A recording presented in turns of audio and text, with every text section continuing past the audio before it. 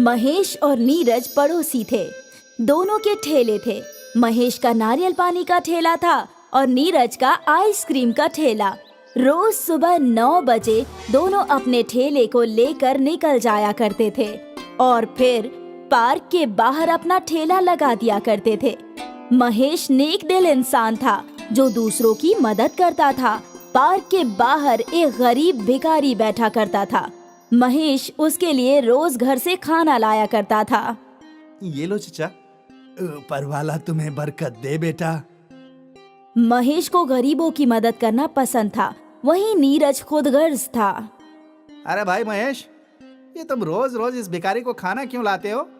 ये तुम्हारा कोई रिश्तेदार थोड़ी ना है जो तुमने इसकी जिम्मेदारी उठा ली है। अरे भाई, बेचारा गरीब है, मुझसे बन पड़ता है, इसलिए इसकी मदद कर देता हूँ। लेकिन ये सब फिजूल के खर्चे हैं। तुम्हें तो पैसे की बचत करनी चाहिए भाई। वैसे भी तुम खानदान वाले हो, तुम्हारी बीवी बच्चे हैं। हाँ, वो तो है, लेकिन इस छोटी सी मदद से मुझे नहीं लगता कि मेरा खर्च कम हो जाएगा। ऐसे भी गरीबों की मदद करना या ना करना, ये तो सबकी अपनी ख्वाहिश होती है। और उसी वक्त महेश के ठेले पर खरीदार आ गए। अरे भाईजान, 2 नारियल पानी दे दो। जी जनाब। महेश नारियल पानी दे ही रहा था कि दूसरे खरीदार आ गए और देखते ही देखते खरीदारों की कतार लग गई। कुछ ही घंटों में महेश के आधे से ज्यादा नारियल फरोख्त हो गए। ये सब नीरज देख रहा था। मालूम नहीं इसके नारियल पानी में क्या है, फौरन सारे नारियल फरोख्त हो जाते हैं और यहाँ मैं सुबह से खड़ा हूँ, मेरी तो एक भी आइसक्रीम फरोख्त नहीं हुई। नीरज को दिल ही दिल में महेश से हसद हो रही थी। दोपहर तक महेश के सारे नारियल खत्म हो गए और वो घर की जानिब रवाना हो गया और यहाँ नीरज हसद से राख हुआ जा रहा था। आज मैं इसका कुछ करके ही रहूंगा। रास्ते में महेश को एक और गरीब खातून नजर आई। अरे बेटा, कुछ खाने को दे दो। हाँ माँ, है ना। महेश ने बगैर सोचे अपना डिब्बा उस गरीब खातून को दे दिया। ऊपर वाला तुम्हें बरकत दे। ज़ईफा खातून ने महेश को दुआएं दी और वो अपने घर चला गया। रमा, आ गए आप? आज बहुत जल्दी आ गए। हाँ, सारे नारियल फरोख्त हो गए और हाँ, आज मैंने अपना डिब्बा एक मुफलिस ज़ईफा खातून को दे दिया। ठीक है, कोई बात नहीं। वैसे भी मैंने खाना पका लिया है, आइए साथ में खाते हैं। हाँ, ये हाथ गाड़ी यहीं लगा कर आता हूँ। ठीक है। रोज की तरह महेश ने वो हाथ गाड़ी अपने दरवाजे पर लगाई और घर के अंदर चला गया। शाम के वक्त महेश नारियल खरीदने के लिए निकला और उसने नारियल खरीदकर अपने घर के बाहर ही रख दिए। अरे रमा, आज तो रोज से दुगना नारियल खरीदा है। इतना सारा वजन उठाकर मैं थक गया हूँ, थोड़ी चाय बना दो। हाँ। उसी वक्त नीरज अपना आइसक्रीम का ठेला लेकर घर पहुंचा। नीरज ने वहां रखे नारियल देखे और हाथ गाड़ी भी, और उसके खुराफाती दिमाग में मंसूबा बन गया। अब देखता हूँ तू कैसे पैसे कमाता है। रात को सब जब सो रहे थे तो नीरज खामोश कदमों से अपने घर से बाहर आया। उसने महेश के घर के बाहर रखे सारे नारियल और उसकी हाथ गाड़ी उठा ली। अब देखता हूँ बगैर नारियल और हाथ गाड़ी के कैसे सबकी मदद करेगा। अब तू रोएगा और मैं हंसूंगा। नीरज ने वो नारियल और हाथ गाड़ी अपने घर के पीछे आंगन में ही छुपा दी और सभी चीजों को एक घास से ढक दिया। महेश का बुरा करके नीरज बेहद खुश था। उस रात उसे बड़ी सुकून की नींद आई। अगली सुबह जब महेश घर से बाहर आया तो उसकी हाथ गाड़ी और नारियल सब गायब थे। अरे रमा, जल्दी बाहर आओ। क्या हुआ? सब कुछ चोरी हो गया, मेरी हाथ गाड़ी और नारियल सब कुछ। हे ऊपर वाले! नारियल खरीदने के लिए मेरे पास पैसे भी नहीं है। अब हमारा क्या होगा? महेश ने अपना सिर पकड़ लिया और रमा भी परेशान थी। आप एक मर्तबा पुलिस स्टेशन में जाकर शिकायत कराइए, हमें हमारी हाथ गाड़ी जरूर मिलेगी। एक बार चोरी हुई चीज भला किसी को हासिल होती है क्या? तो अब हम क्या करें? मालूम नहीं, देखता हूँ कहीं से पैसों का इंतजाम होगा तभी नारियल खरीद कर फरोख्त कर सकता हूँ। हाँ, यही वाजिब होगा। परेशान महेश एक साहूकार के पास गया। हुजूर, मेरी हाथ गाड़ी चोरी हो गई है और नारियल भी। मुझे कुछ पैसों की जरूरत है। पैसे तो मैं तुम्हें दे दूंगा, लेकिन तुम्हारे पास गिरवी रखने के लिए क्या है? फिलहाल तो मेरे पास कुछ नहीं है, लेकिन मैं वादा करता हूँ कि मैं हर माह आपके पैसे लौटाता रहूंगा।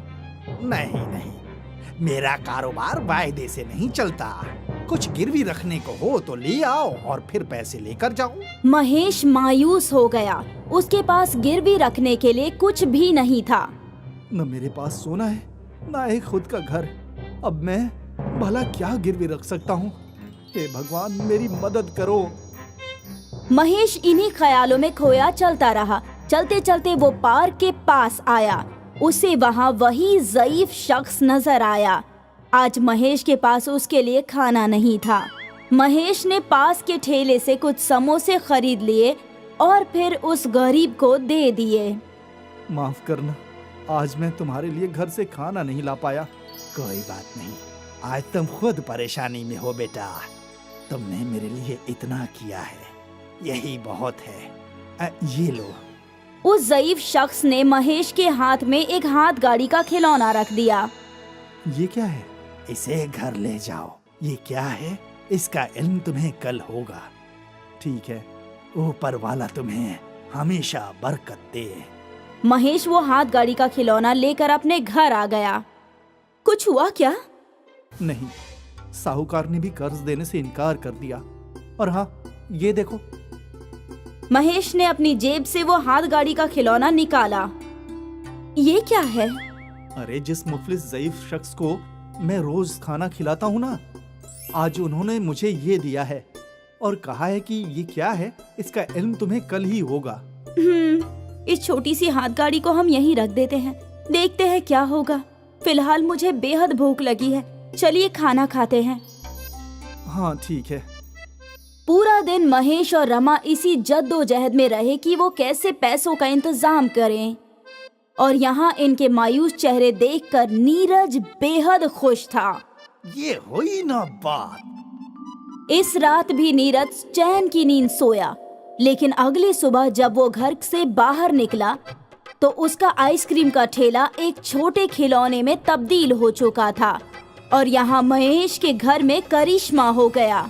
जब महेश और रमा उठे तो उनके सामने एक नई हाथ गाड़ी थी जिस पर बहुत सारे नारियल थे। हे भगवान! वो छोटी सी हाथ गाड़ी इतनी बड़ी कैसे हो गई? कुछ वक्त बाद महेश अपनी नई हाथ गाड़ी लेकर बाहर निकला और ये देखकर नीरज ने अपना सिर पकड़ लिया। मैंने तो महेश का बुरा करना चाहा था, ऊपर वाले ने मेरे साथ ही बुरा कर दिया। नीरज ने महेश का बुरा चाहा, लेकिन महेश को जादुई नारियल का ठेला उसकी नेकी की वजह से हासिल हुआ। नीरज को अपने बुरे काम का बुरा फल मिला और महेश को अपने नेक काम का अच्छा फल। इसलिए कहते हैं, जैसा करोगे वैसा भरोगे। शुभम और रवि दोनों भाई थे। उनके वालिदैन के इंतकाल के बाद दोनों ने घर का बंटवारा कर लिया। आधे हिस्से में बड़ा भाई रवि अपनी बीवी के साथ रहता था और आधे हिस्से में शुभम अपनी बीवी साधना के साथ रहता था। जैसे घर का बंटवारा हुआ था वैसे ही दुकान का भी बंटवारा हुआ था। दुकान के बीच में एक दीवार खड़ी कर दी गई थी। आधी दुकान में रवि इस्त्री का काम किया करता था और आधी दुकान में शुभम और साधना ढाबा चलाया करते थे। आ गई बहू, मैं तुम्हारा ही इंतजार कर रहा था। आपकी चाय मैं अभी चढ़ाती हूँ जेठ जी। हाँ हाँ। रवि और शुभम दोनों भाइयों में कोई रंजिश न थी। दोनों एक साथ हंसी खुशी रहते थे। भाईजान कल सुबह घर पे मुर्गा पकाने वाले हैं, आ जाना आप। हाँ हाँ, तेरी भाभी से छुप कर आ जाऊंगा। अरे जेठ जी, मैं आपके लिए और भाभी के लिए भी मुर्गा पका दूंगी। ना ना ना ना, ऐसा ना करना। मैं अपनी बीवी को बखूबी जानता हूँ। वो ना मुझे तुम्हारे हाथ का कुछ खाने देगी और ना खुद खाएगी। जैसा चल रहा है वैसा ही सही है। कम से कम मैं छुप छुपा कर तुम्हारे हाथ का जायकेदार खाना तो खा सकता हूँ। ठीक है जेठ जी। साधना ने रवि को चाय पेश की और फिर ढाबे का काम शुरू किया। खरीदार आने लगे। बाजी 2 चाय और 1 ऑमलेट पाव। ठीक है भाईजान। साधना किचन संभालती और शुभम खरीदारों को। दोनों मिलजुल कर काम करते थे। सुबह से शाम तक उनका ढाबा चलता रहता और फिर शाम के समय साधना सबके लिए नाश्ता बनाती। जी आइए, मैंने आपके लिए स्पेशल अंडा भुर्जी बनाई है। अभी आया। साधना, रवि और शुभम एक साथ बैठकर नाश्ता किया करते थे। खुश रहो बहू, तुम्हारे जैसी बहू हर खानदान को मिलनी चाहिए।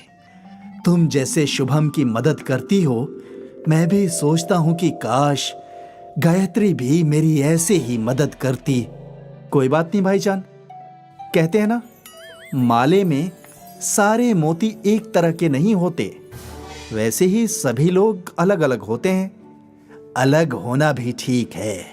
गायत्री को तो बस लड़ना झगड़ना आता है।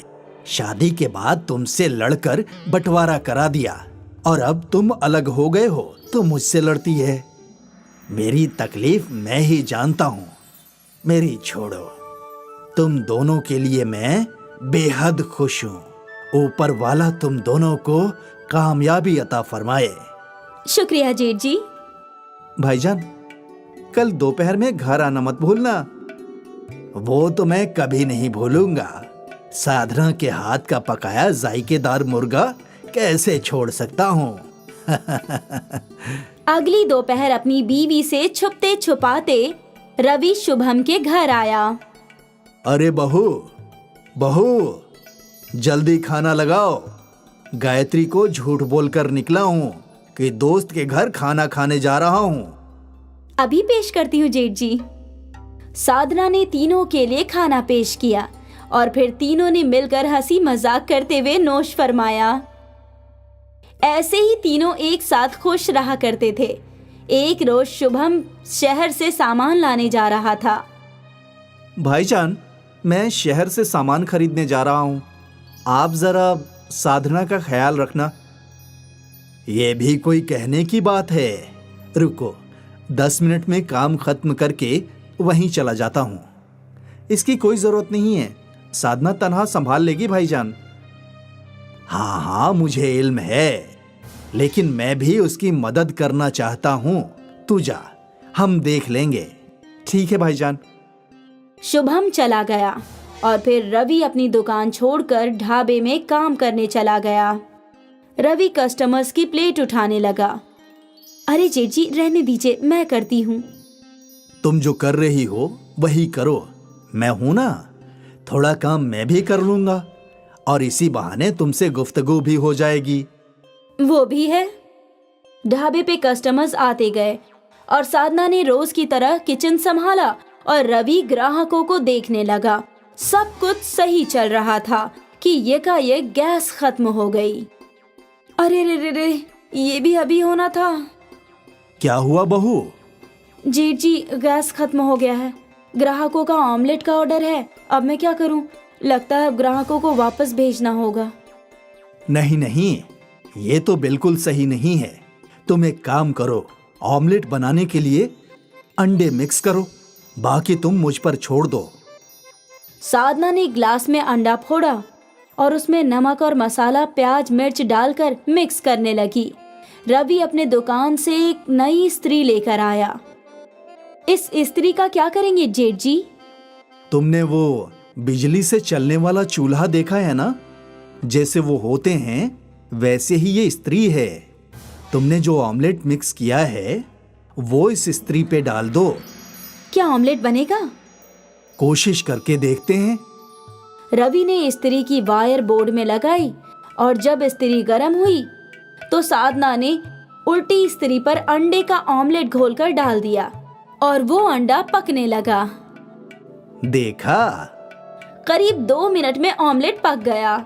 साधना ने ऑमलेट को प्लेट में परोसा और ग्राहक के पास ले गई। अरे, ये कैसा ऑमलेट है? मुसल्लस शक्ल का। ये नया है भाईजान, आप खाकर तो देखिए। उस ग्राहक ने वो ऑमलेट खाया और उसे वो बहुत लजीज लगा। जायका तो बहुत खूब है और शक्ल भी एकदम नया। उसे देखकर दूसरे ग्राहक ने भी उस त्रिकोण ऑमलेट का ऑर्डर दिया। मुझे भी वैसा ही त्रिकोण ऑमलेट चाहिए। मुझे भी। साधना स्त्री पर त्रिकोण ऑमलेट बनाती गई और ग्राहक चाव से उसे खाते गए। कुछ घंटों बाद शुभम सामान लेकर लौटा तो ढाबे पर लगा मजमा देखकर हैरान रह गया। अरे ऐसा मजमा क्यों? ये मजमा जेठ जी के स्त्री वाले ऑमलेट के लिए है। स्त्री वाला ऑमलेट? रवि ने शुभम को स्त्री वाले ऑमलेट का किस्सा बयां किया। अरे देख, मुसल्लस ऑमलेट खाने के लिए कितना मजमा लग गया है। वाह भाईजान, आपने तो कमाल कर दिया।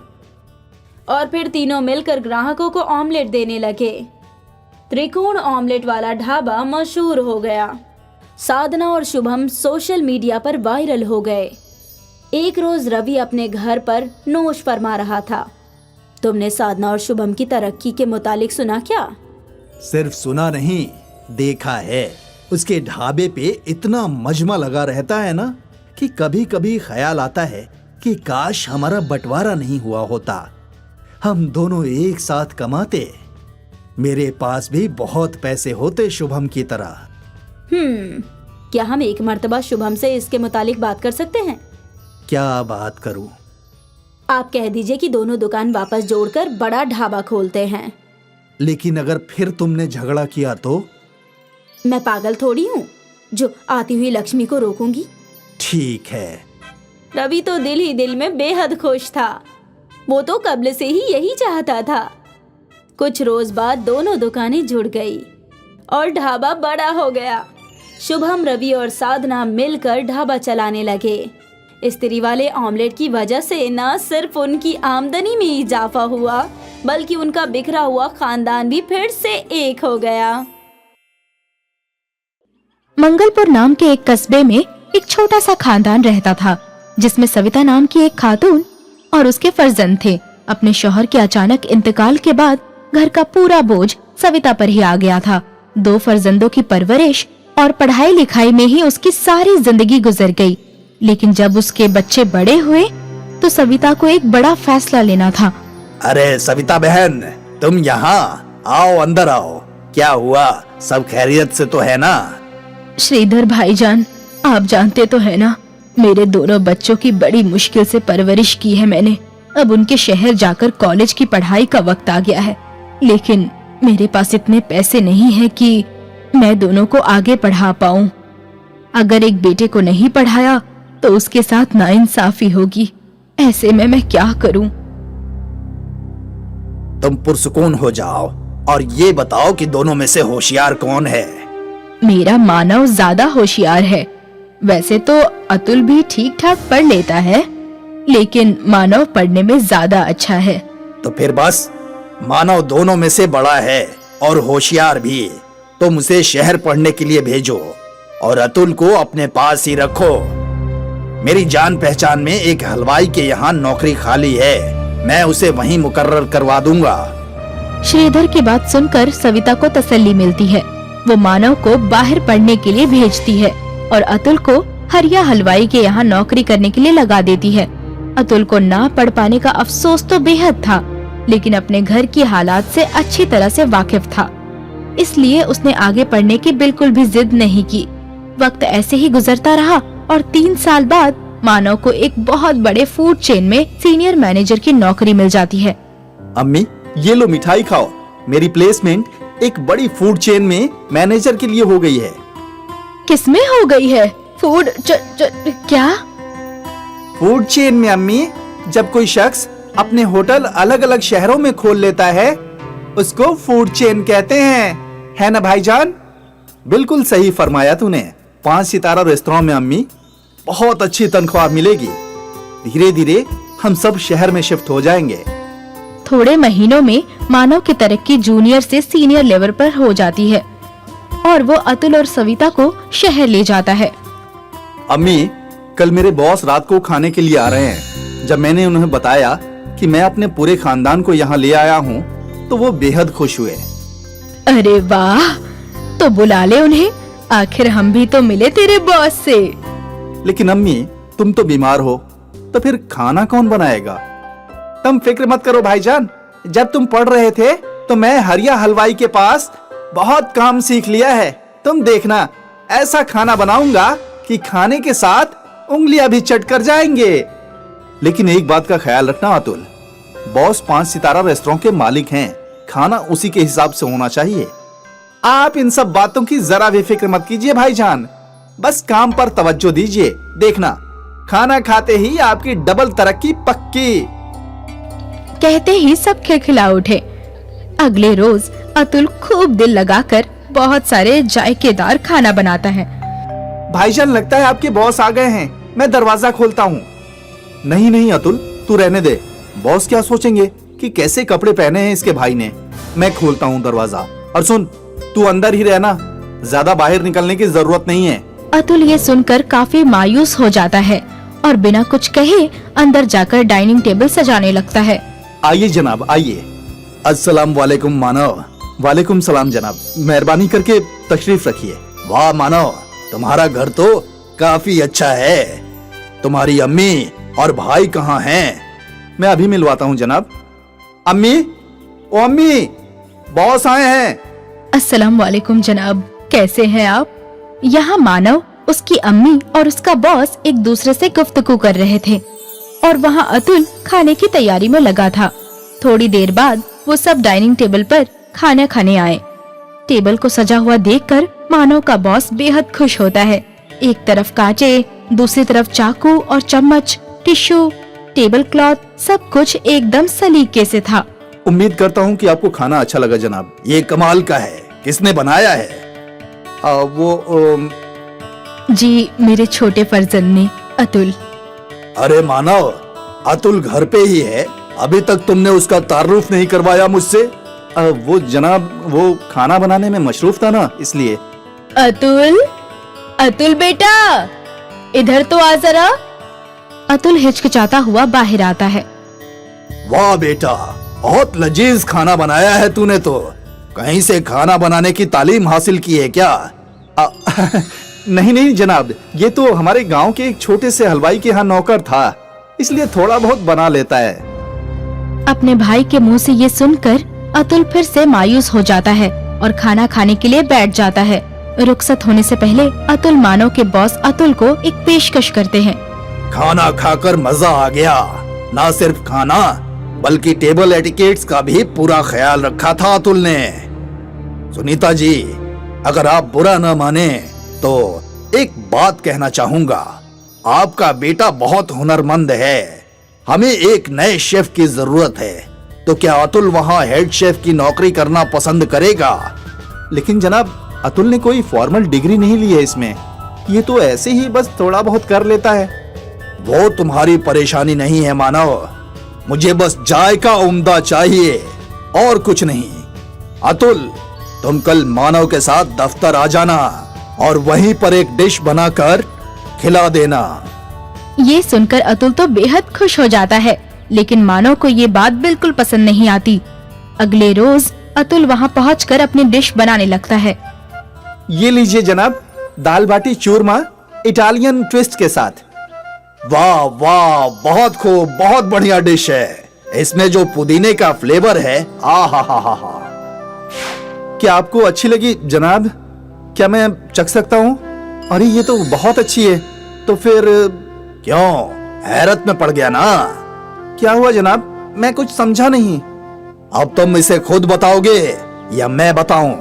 वो अतुल, मैंने इस रेस्तरां के शेफ को तुम्हारी डिश में नमक मिर्ची डालने के लिए कहा था, ताकि तुम्हें यहाँ नौकरी ना मिले। क्या? हाँ, और ये बात करते हुए सविता बहन ने तुम्हें फोन पर सुन लिया और मुझे पहले ही इत्तला कर दिया। इससे पहले कि वो शेफ कुछ कर पाता, मैंने उसे बर्खास्त कर दिया। लेकिन भाईजान, ऐसा क्यों किया? मैं नहीं चाहता था कि तुझे भी मेरे जितना पैसा और लाइफस्टाइल मिले।